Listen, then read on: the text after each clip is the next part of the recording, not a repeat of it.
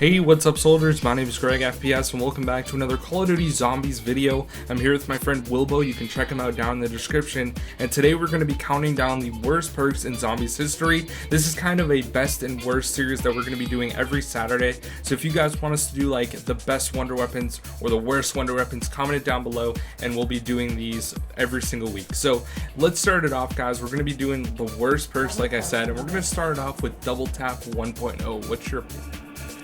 Double tap.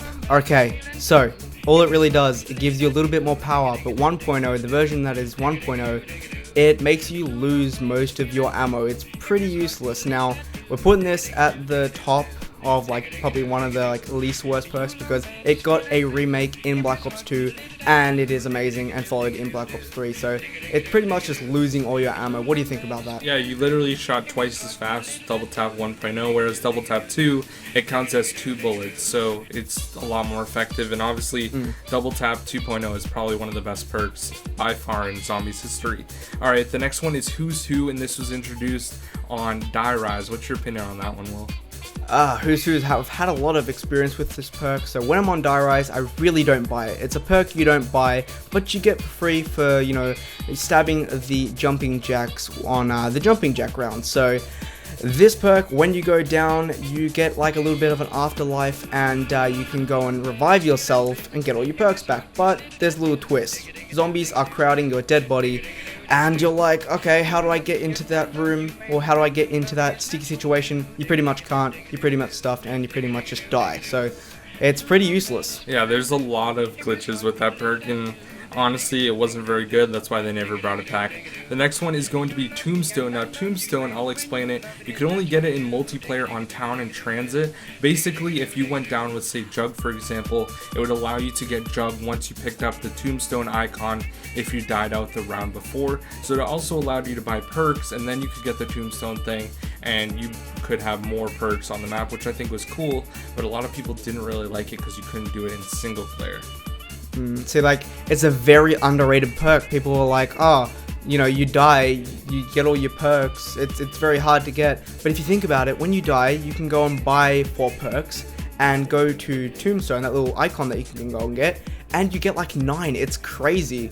So it's a really underrated perk, but it is a pretty bad perk as you can only get it in co-op. Yeah, it's like aftertaste basically. Yeah. The next one is Mule Kick. Now I have a lot of experience with this. You get 2 decent weapons. You end up getting Mule Kick because you're like, why not? And then you end up getting like a wonder weapon in your 3rd slot. Then you go down, you lose your wonder weapon. I think there should have been something that was changed with Mule Kick, but that never happened. So what do you think, Will?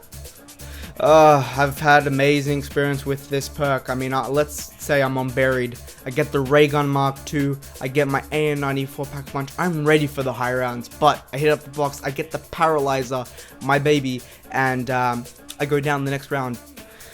Boy, it's like, okay, bye, goodbye, and it's hard to get the gun back that you really want. So you're pretty much stuffed.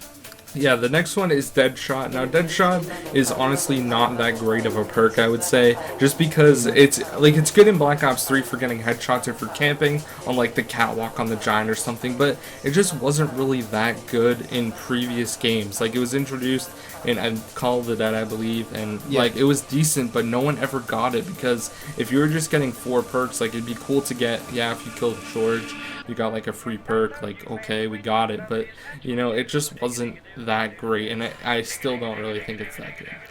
Yeah, it's like, it's a very mixed emotion perk because if you think about it, people are using it in like, I want to say Black Ops 3, and it's into Reisendracht. Say if you go and get it into Reisendracht, you're really not going to be using it as much because you're kind of using your bow, you're not really using your shotgun, your SMG, whatever. So it's a really, you know, ups and down type of perk. Yeah, it's just good for like shooting the Panzer in the face if you have like a regular fire weapon like a can or something. Yeah. The next one is going to be Black Ops 3 Electric Cherry. So Black Ops 3 Electric Cherry is not as good as it was on like Mob of the Dead when it was introduced. You could also get it from the Wonder Fizz on Origins. What's your opinion, Will, of Electric Cherry in Black Ops 3 as opposed to the previous version?